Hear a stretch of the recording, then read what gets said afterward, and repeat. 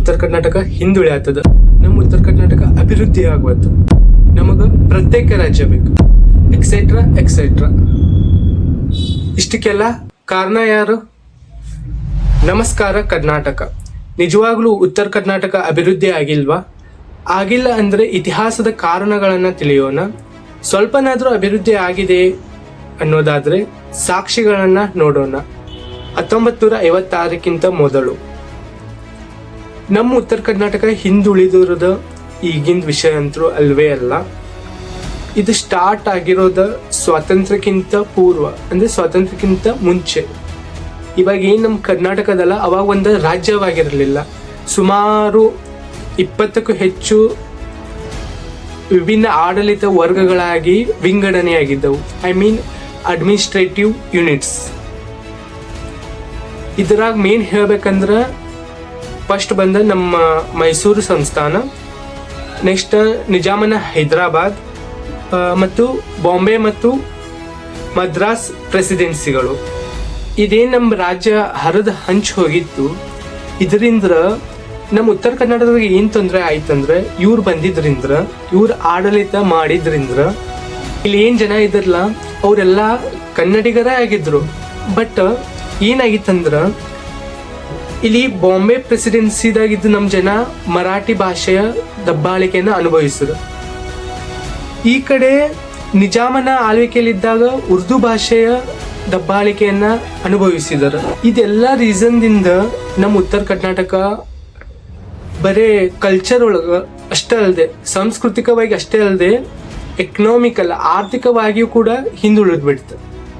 ಈ ಕಡೆ ದಕ್ಷಿಣ ಭಾರತ ಕಡೆ ಬಂದ್ರೆ ನಮ್ಮ ಮೈಸೂರು ಸಂಸ್ಥಾನ ಒಡೆಯರು ಆಳ್ವಿಕೆ ನಡೆಸ್ತಾ ಇದ್ರು.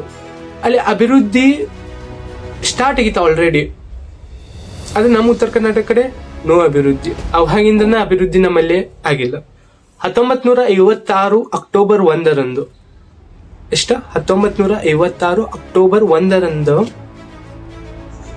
ಭಾಷಾ ಆಧಾರಿತ ರಾಜ್ಯ ಪುನರ್ರಚನೆ ಆಯಿತು. ಭಾಷಾ ಆಧಾರಿತ ರಾಜ್ಯ ಪುನರ್ರಚನೆ ಆಯಿತು. ಇದರಿಂದ ಮೈಸೂರು ರಾಜ್ಯಕ್ಕೆ ಸ್ವಲ್ಪ ಏನು ಉತ್ತರ ಭಾಗದಾಗಿನೂ, ನಮ್ಮ ಉತ್ತರ ಕರ್ನಾಟಕ ಭಾಗದಾಗಿನೂ ಡಿಸ್ಟಿಕ್ ಜಿಲ್ಲೆಗಳು ಏನಿದ್ವಲ್ಲ ಅವ ಮೈಸೂರು ರಾಜ್ಯಕ್ಕೆ ಸೇರ್ಪಡೆಯಾದವು. ಅದ್ರೊಳಗೆ ಯಾವಂತ ಹೇಳ್ತೀನಿ ಕೇಳ್ರಿ. ಬಾಂಬೆ ಪ್ರಾಂತ್ಯದೊಳಗೆ ನಮ್ಮ ಬೆಳಗಾವಿ, ಧಾರವಾಡ, ಬಿಜಾಪುರ, ಉತ್ತರ ಕನ್ನಡ ಜಿಲ್ಲೆಗಳು ಏನಿದ್ದು ಅವ ಮೈಸೂರಿಗೆ ಬಂದು. ಈ ಕಡೆ ಹೈದರಾಬಾದ್ ಕರ್ನಾಟಕದಿಂದ ಬಳ್ಳಾರಿ, ಬೀದರ್, ಕಲಬುರಗಿ, ಯಾದಗಿರಿ, ರಾಯಚೂರು ಜಿಲ್ಲೆಗಳು ಮೈಸೂರು ಸಂಸ್ಥಾನಕ್ಕೆ ಬಂದು. ಈ ಕಡೆ ಮತ್ತೊಂದು ಮದ್ರಾಸ್ ಪ್ರಾಂತ್ಯ ಒಂದಿತ್ತು. ಆ ಕಡೆಯಿಂದ ದಕ್ಷಿಣ ಕನ್ನಡ ಜಿಲ್ಲೆ ಏನಿತ್ತಲ್ಲ ಅದು ನಮ್ಮ ಮೈಸೂರು ಸಂಸ್ಥಾನಕ್ಕೆ ಬಂದು ಸೇರಿತ್ತು. ಅವಾಗ ಇನ್ನೂ ಕರ್ನಾಟಕ ಅಂತ ನಾಮಕರಣ ಆಗಿಲ್ಲಾಗಿತ್ತು. ಅವಾಗ ಇನ್ನೂ ಮೈಸೂರು ಸಂಸ್ಥಾನನೇ ಇತ್ತು. ಸೇರಿಕೆ ಅದು ಇಲ್ಲಿ ಮೈಸೂರು ಸಂಸ್ಥಾನಕ್ಕೆ ಸೇರಿದು ಒಂದು ದೊಡ್ಡ ಮೈಸೂರು ಸಂಸ್ಥಾನ ಆಯಿತು. ಆದರೂ ನಮ್ಮ ಕಡೆ, ನಮ್ಮ ಉತ್ತರ ಕರ್ನಾಟಕ ಕಡೆ ಏನು ಚೇಂಜ್ ಆಗಲಿಲ್ಲ.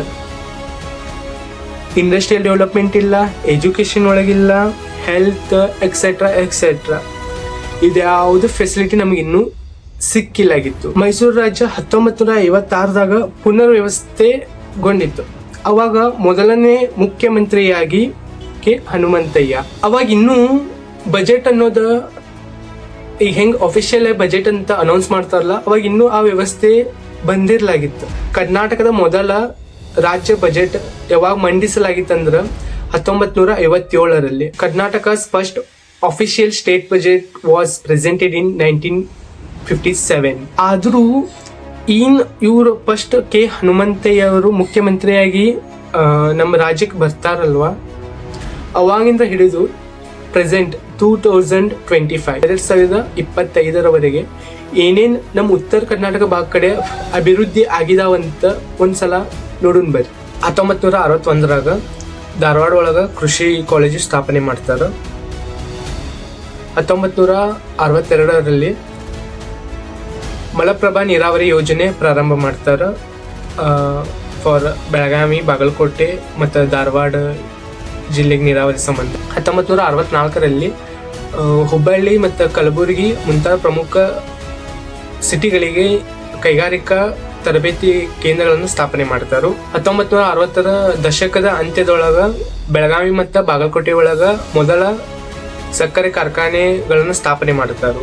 1973 ಮೈಸೂರು ಸಂಸ್ಥಾನ ರಾಜ್ಯವನ್ನ ಕರ್ನಾಟಕದಿಂದ ಮರುನಾಮಕರಣ ಮಾಡ್ತಾರು.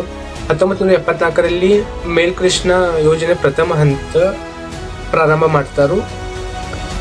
ಯಾವ್ಯಾವ ಜಿಲ್ಲೆಗಂದ್ರೆ ರಾಯಚೂರು, ಬಾಗಲಕೋಟೆ ಮತ್ತು ವಿಜಯಪುರ ಜಿಲ್ಲೆಗಳಿಗೆ.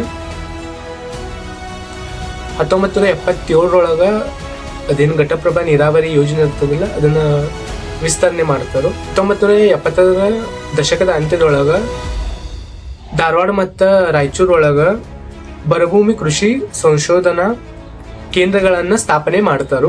1984 ಅನ್ನೋಷ್ಟ್ರೊಳಗ ಹುಬ್ಬಳ್ಳಿ ಪ್ರಮುಖ ರೈಲು ಕೇಂದ್ರವಾಗಿತ್ತು.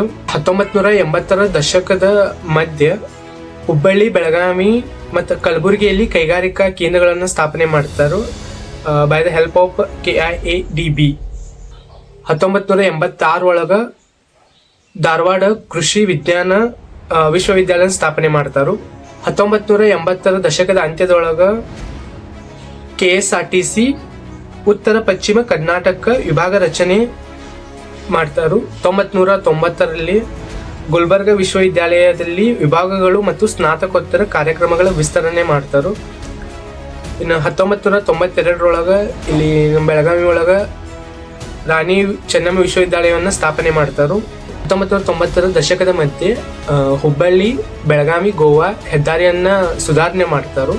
1996 ಮೇಲ್ಕೃಷ್ಣ ಯೋಜನೆ ದ್ವಿತೀಯ ಹಂತ ಪ್ರಾರಂಭವಾಗ್ತದ. ಇನ್ನು ನೆಕ್ಸ್ಟ್ 2000ರಲ್ಲಿ ನೋಡೋದಾದ್ರೆ ಧಾರವಾಡದಲ್ಲಿ ಕರ್ನಾಟಕ ಹೈಕೋರ್ಟ್ ಬೆಂಚ್ಗಳಿಗೆ ಅನುಮೋದನೆ ಕೊಡ್ತಾರೆ 2000ರಲ್ಲಿ.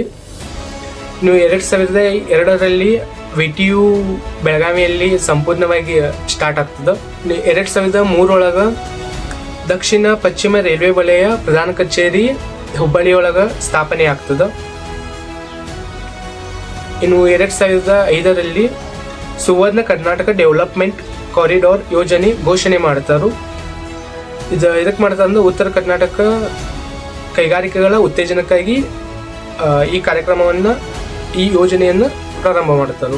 2006ರಲ್ಲಿ ಹೈದರಾಬಾದ್ ಕರ್ನಾಟಕ ಅಭಿವೃದ್ಧಿ ಮಂಡಳಿಯನ್ನ ಬಲಪಡಿಸಲಾಯಿತು. 2007ರಲ್ಲಿ ಹುಬ್ಬಳ್ಳಿ ವಿಮಾನ ನಿಲ್ದಾಣ ಯೋಜನೆ ಪ್ರಾರಂಭ ಮಾಡ್ತಾರು. 2012ರಲ್ಲಿ ಸಂವಿಧಾನದ 371J ಆರ್ಟಿಕಲ್ ಜಾರಿಗೆ ತರ್ತಾರು. ಇದಕ್ಕೆ ತರ್ತಾರಂದ್ರೆ ಹೈದರಾಬಾದ್ ಕರ್ನಾಟಕ ಪ್ರದೇಶದಾದ ಬೀದರ್, ಕಲಬುರಗಿ, ಯಾದಗಿರಿ, ರಾಯಚೂರು, ಕೊಪ್ಪಳ, ಬಳ್ಳಾರಿ ಇವ್ರಿಗೆಲ್ಲ ಒಂದು ಮೀಸಲಾತಿ ಕೊಡಬೇಕಂತ ಒಂದು ಆರ್ಟಿಕಲ್ ಅನ್ನ ಜಾರಿಗೆ ತರ್ತಾರು. 2015 ಹುಬ್ಬಳ್ಳಿ ವಿಮಾನ ನಿಲ್ದಾಣ ಸುಧಾರಣೆ ಮಾಡ್ತಾರು. 2016 ಉತ್ತರ ಕರ್ನಾಟಕ ರಿಂಗ್ ರೋಡ್ಗಳು ಮತ್ತು ರಾಷ್ಟ್ರೀಯ ಹೆದ್ದಾರಿ ಸುಧಾರಣಾ ಪ್ರಾರಂಭ ಮಾಡ್ತಾರು. 2018 ಹುಬ್ಬಳ್ಳಿಯನ್ನ ಉತ್ತರ ಕರ್ನಾಟಕದ ವಾಣಿಜ್ಯ ರಾಜಧಾನಿ ಎಂದು ಘೋಷಣೆ ಮಾಡ್ತಾರು. ಇನ್ನು ಇತ್ತೀಚೆಗೆ ಅಂದ್ರೆ 2020ರಿಂದ 2025 ಏನೇನು ಇಂಪ್ರೂವ್ಮೆಂಟ್ ಆಗೈತಿ ನೋಡೋಣ. 2020 ಹುಬ್ಬಳ್ಳಿ ಮತ್ತು ಬೆಂಗಳೂರು ಎಕ್ಸ್ಪ್ರೆಸ್ ವೇ ನಿರ್ಮಾಣ ಪ್ರಾರಂಭ ಮಾಡ್ತಾರು. ಅದನ್ನ 2023 ಮತ್ತು 2024 ಕಂಪ್ಲೀಟ್ ಮಾಡ್ತಾರು. 2021 ಇಲ್ಲಿ ಬೆಳಗಾವಿ ವಿಮಾನ ನಿಲ್ದಾಣ ಕಂಪ್ಲೀಟ್ ಮಾಡ್ತಾರು. 2022 ಕೊಪ್ಪಳ ಟೈ ಕ್ಲಸ್ಟರ್ ಯೋಜನೆ ಸ್ಟಾರ್ಟ್ ಮಾಡ್ತಾರು. 2023 ಹುಬ್ಬಳ್ಳಿ ಮತ್ತು ಧಾರವಾಡ BRTS ಯೋಜನೆ ಕಂಪ್ಲೀಟ್ ಮಾಡ್ತಾರು. ಇನ್ನು ಮೊನ್ನೆ ನೋಡೋದಾದ್ರೆ ಅಂದ್ರೆ 2025 ಹುಬ್ಳಿ ಇನ್ಫೋಸಿಸ್ದಾಗ AI ಟೆಕ್ನಾಲಜಿಯನ್ನ ಇಂಪ್ಲಿಮೆಂಟ್ ಮಾಡ್ಕೊಂಡಾರು. ಬಜೆಟ್ ಏನು 1957ರಲ್ಲಿ ಸ್ಟಾರ್ಟ್ ಆಯ್ತು. ಬಟ್ ನಮ್ಮ ಉತ್ತರ ಕರ್ನಾಟಕಕ್ಕೆ ಸಿಗಾಕ್ ಸ್ಟಾರ್ಟ್ ಆಗಿದಂದ್ರೆ 2013 ಮತ್ತು 2014 ಇಸ್ವಿಯಲ್ಲಿ. 2013 ಮತ್ತು 2014 ಬಜೆಟ್ನಲ್ಲಿ ಮೊದಲ ಬಾರಿಗೆ ಉತ್ತರ ಕರ್ನಾಟಕಕ್ಕೆ, ಅದರಲ್ಲಿ ಹೈದರಾಬಾದ್ ಕರ್ನಾಟಕ ಪ್ರದೇಶಕ್ಕೆ ವಿಶೇಷ ಅನುದಾನವನ್ನ ನೀಡಾಕ ಸ್ಟಾರ್ಟ್ ಮಾಡಿದ್ರು 2013 ಮತ್ತು 2014 ಇಸ್ವಿಯಲ್ಲಿ. ಅವಾಗಿನಿಂದ ಪ್ರತಿ ಬಜೆಟ್ನಲ್ಲಿ ಅನುದಾನ ಏನೋ ಜಾಸ್ತಿ ಆಗತ್ತದ, ಅದರ ಅಭಿವೃದ್ಧಿ ಆಗತ್ತದ ಏನು. 2023 ಮತ್ತು 2024 ಇಸ್ವಿಯಲ್ಲಿ ಒಂದು ಸಂಸ್ಥೆ ಹುಟ್ಟಿತ್ತು. ಯಾವುದಂದ್ರೆ KKRDB. ಯಾವುದು KKRDB ಕಲ್ಯಾಣ ಕರ್ನಾಟಕ ಪ್ರಾದೇಶಿಕ ಅಭಿವೃದ್ಧಿ ಮಂಡಳಿ. ಇದರ ಮೂಲಕ ಉತ್ತರ ಕರ್ನಾಟಕಕ್ಕೆ ಮಾತ್ರ ಮೀಸಲಾದ ರೂಪಾಯಿ 5,000 ಕೋಟಿ ರೂಪಾಯಿ 5,000 ಕೋಟಿ ಮೌಲ್ಯದ ವಾರ್ಷಿಕ ಪ್ಯಾಕೇಜ್ ಅನ್ನ ಅನೌನ್ಸ್ ಮಾಡ್ಯಾರ, ಉತ್ತರ ಕರ್ನಾಟಕ ಅಭಿವೃದ್ಧಿ ಆಗ್ಲಂತ. ಇಷ್ಟೆಲ್ಲ ಮಾಡಿದ್ರು ನಮ್ಮ ಉತ್ತರ ಕರ್ನಾಟಕ ಇನ್ನೂ ಯಾಕೆ ಅಭಿವೃದ್ಧಿ ಆಗ್ತಾ ಇಲ್ಲ? ಇನ್ನೂ ಯಾಕೆ ಅದ ಪ್ರೊಸೆಸ್ ಸ್ಲೋ ಅದ? ರೀಸನ್ಸ್ ಏನು? ಎದಕ್ಕೆ ಹಿಂಗಾಗತ್ತದ? ಬಜೆಟ್ದಾಗ ನಮಗೆ ಅನುದಾನ ಕೊಡತ್ತಾರ, ಅದು ಎಲ್ಲಿ ಹೋಗತ್ತದ? ಇಷ್ಟೆದಕ್ಕೆ ಹಿಂದುಳಿಯತ್ತದ? ಇಲ್ಲಿ ಸರ್ಕಾರದ ತಪ್ಪಿದೆಯೋ ಅಥವಾ ಜನರ ತಪ್ಪದ? ನಮ್ಮ ಉತ್ತರ ಕರ್ನಾಟಕ ಅಭಿವೃದ್ಧಿ ಆಗದೆ ಇರೋದಕ್ಕೆ ಮೇನ್ ರೀಸನ್ಸ್ ಏನಂತ ನಾನು ನೆಕ್ಸ್ಟ್ ವಿಡಿಯೋದಾಗ ಹೇಳ್ತೀನಿ. ಸೊ ಅಲ್ಲಿವರೆಗೂ ವೇಟ್ ಮಾಡ್ತಾ ಇರಿ. Thank you.